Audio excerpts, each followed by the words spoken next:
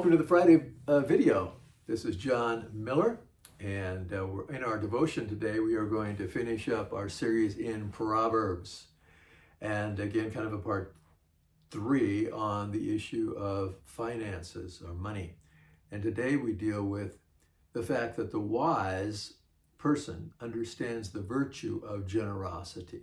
And that has to do with generosity of spirit. It has generosity of all that God has given us, that we don't keep it back for ourselves, but all the gifting and capacity that we have to give away, to give out of ourselves and of the blessing that God has blessed us with, and to be generous in our life. And so obviously that question, are we generous?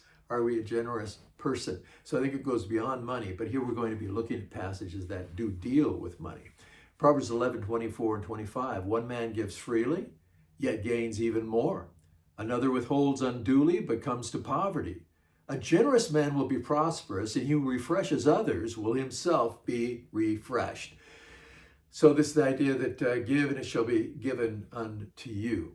And remember, these are principles and not promises, in the sense that some TV preachers have tried to convince us that if you give God 50-fold, he'll give you 100-fold back of what you gave him. And that is not a biblical concept. But we can't outgive God. We can't say I'm going to be generous my life. I do it because I love the Lord. Obviously, the Lord is going to come back and bless us in ways that reflect His capacity.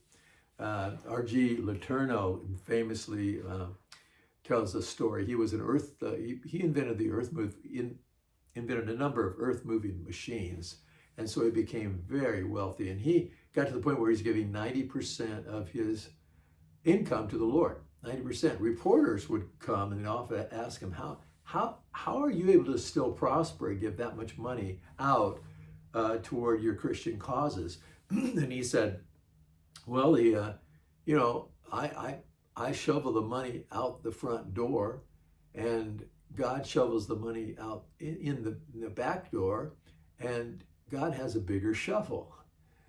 And so that's the way he lived, and apparently God blessed him in that way.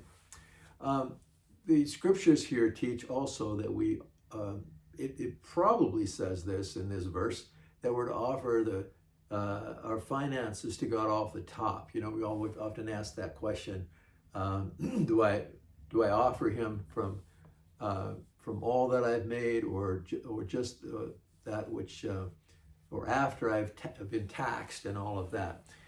Which is always a question and a debate. But in 3, 9, and 10, it says, honor the Lord from your wealth and from the first of all your produce.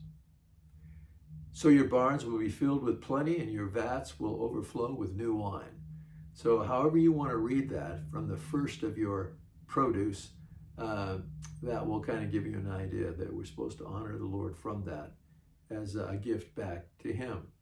And often in the New Testament, that percentage was 10%. However, we don't want to limit it to 10%, and we don't want to say it has to be 10%. In New Testament teaching is to give from a heart of gratitude, whatever you give.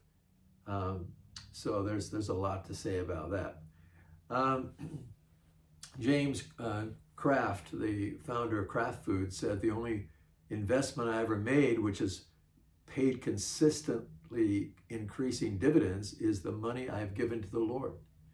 And for him, that was true. And I think for all of us, that will be true, that whatever we give to the Lord and the Lord's work has powerful dividends, assuming that money has gone to the right causes to advance the kingdom of God.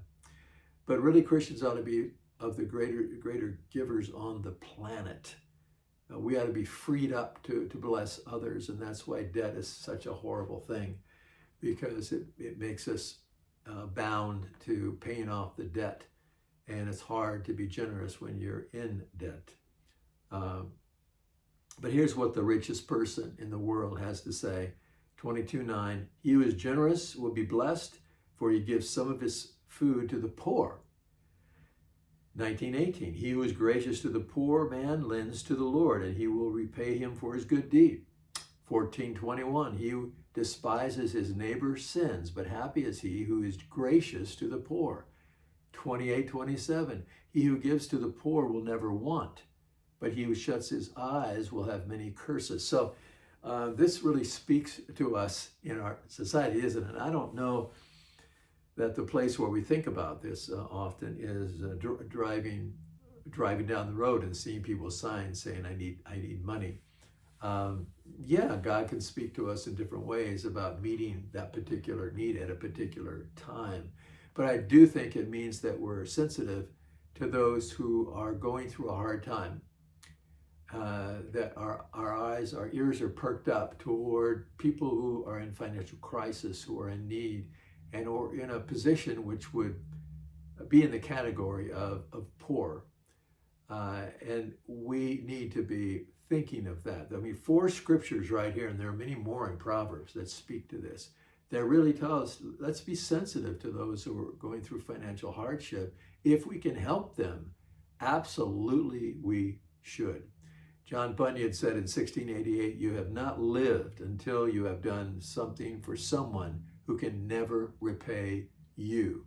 So the idea of giving something to someone who there's no way they can pay you back monetarily, and you know that, and you give it to them anyway. And I think that's a beautiful statement. In 22:16, he who oppresses the poor to make much for himself, or who gives to the rich, will only come to poverty. 22:22 says, do not rob the poor because he is poor, or crush the afflicted at the gate. So these are just a number of scriptures that speak to this area of handling our finances wisely. So I hope it's a blessing to you, and I hope you have a wonderful weekend. Bye-bye.